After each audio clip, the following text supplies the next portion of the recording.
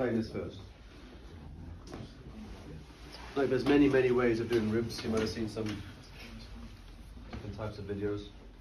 So if you have a head, say, in the feet, let's say this is exaggerated. Let's say this is a spinous processes.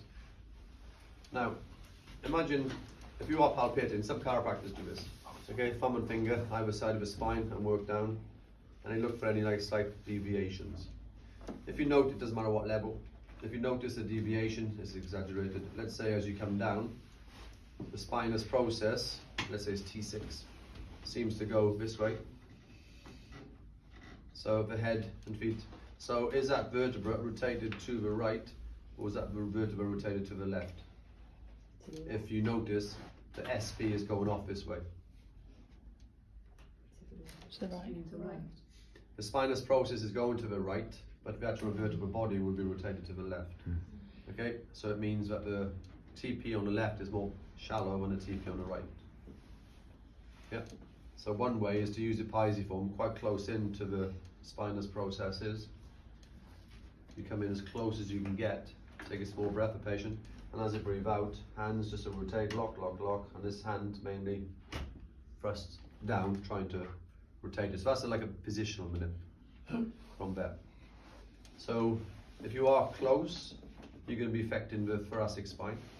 If your hands are wider, as in over here, where the angle of the rib, if you're not sure, look at the skeleton there. So where the 12 pairs come in, so the angles of the ribs, so the hands are wider. So you're not going to be close, you're wider. So it's just known as like a butterfly spring technique. I'll show you a couple of variations here. But we're not just suddenly going to do it. It's nice just to prepare the tissue ready for that. Now, when we're doing this technique also, between T1 and L1-2, in terms of a control nervous system, what nervous system is between T1 and L2? What do you think? Yes? Sympathetic. Well done. So the sympathetic nervous system. So that's like S for stress. Yeah? So the sympathetic nervous system, people think is the dominant, but it's not. The parasympathetic is the dominant. The stressed is like a caged animal. You let him out now and again, but you have to bring him back in. Because if that caged animal is constantly out, adrenaline is always being secreted. The heart rates are always up. Respiratory rates always up. Okay? Blood is diverted, ready for fight or flight. And it's not good. Stress causes disease, and disease causes stress. So in terms of parasympathetic, where does that come from? What do you think? So you can call it the cranial sacral outflow, the rest and digest. What's that? Vagus. 10. Yeah, so the vagus nerve, cranial nerve 10. Alright, so the cranial sacral outflow, so from S2 to S4, the sacrum, and the cranial vagus nerve mainly. Okay, cranial nerve 10. So that calms you down. So when you are pushing around the thoracic spine, you can be stimulative to the patient because you're affecting the sympathetic nervous system. Alright, so you can improve. So if someone has like chronic fatigue syndrome, and then you are pushing the rib cage, you can actually boost them in terms of how they feel because it's a stimulative effect to the sympathetic. Alright? So just bear that in mind as well. Can we stand, please? This is quite nice. So if you're going to do this, so let's say you've been doing your massage. Let's say you've got oils or creams on the skin, you are going to slip if you've got oils and creams. So either top on, or I suggest maybe towel over. So you can use the towel to grip. And a lovely little technique you can do is hand onto the lower back and just use a rocking motion. So you can rock, and then what the rocking gives you is motion within the vertebral column. And then you can use your fingers, okay? And then you can lightly palpate each of the spinous processes. And through time and experience, you can almost ascertain which ones are moving or not moving, okay, in here. Alright, so you can actually feel. Sometimes they're a little tender. One just there. Okay, T4. From that movement, what's quite nice is use your healer hand on the side opposite, and just slowly work through the soft tissues. You feel okay with this? Mm-hmm. Yeah. It's quite nice. It's quite therapeutic. And what you're doing, you are preparing anything where you touch has an effect.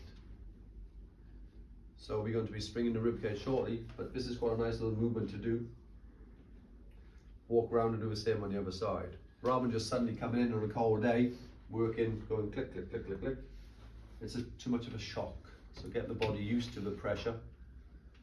From there you can increase pressure. You don't need the oils or creams. This one is a nice way of just slowly working through those tissues in the lumbar, thoracic spine, coming up through that. First technique, excuse my hand here, okay, don't automatically expect you can do this, excuse my hand.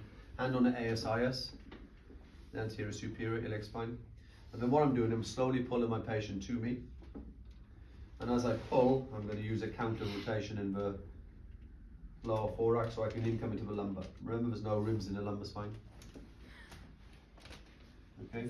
That's just click. You okay with that? Yeah, it's just clicking. Yeah, so as you come in, you see as I pull, I push.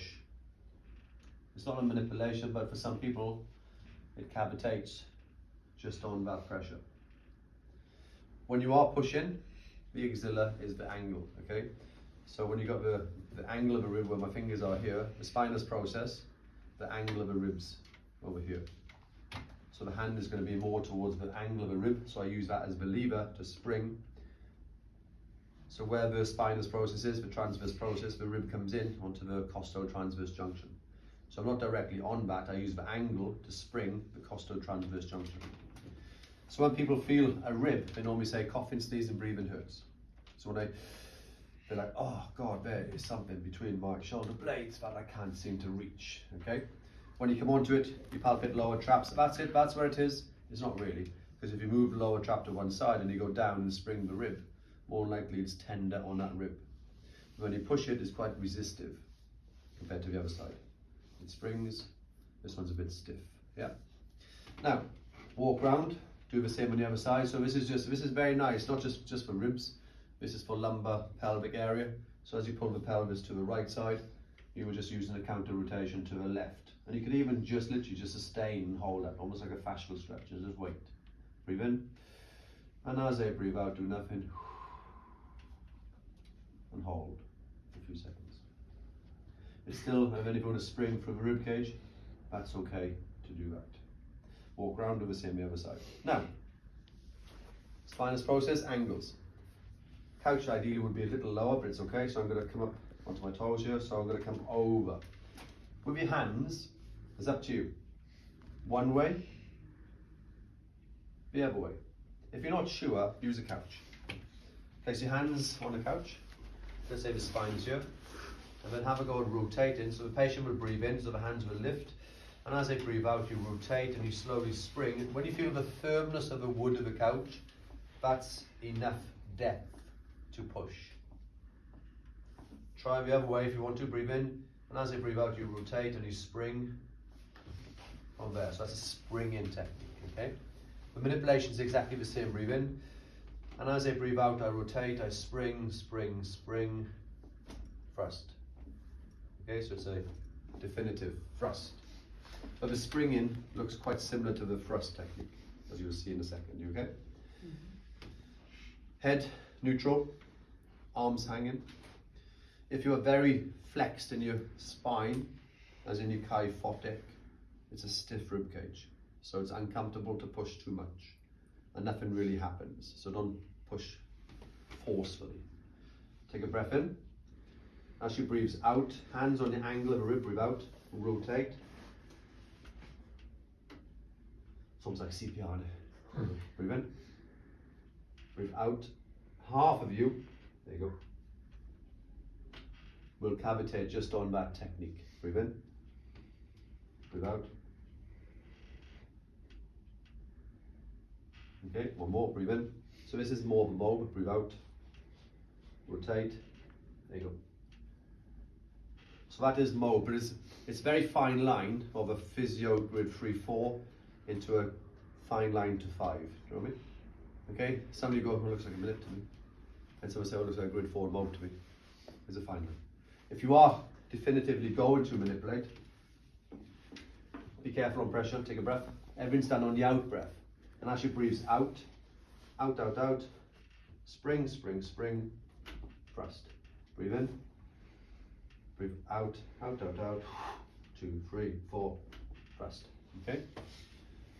So that's what you were doing from there. You okay? Hopefully that's a good sign. Hopefully that's a good sign.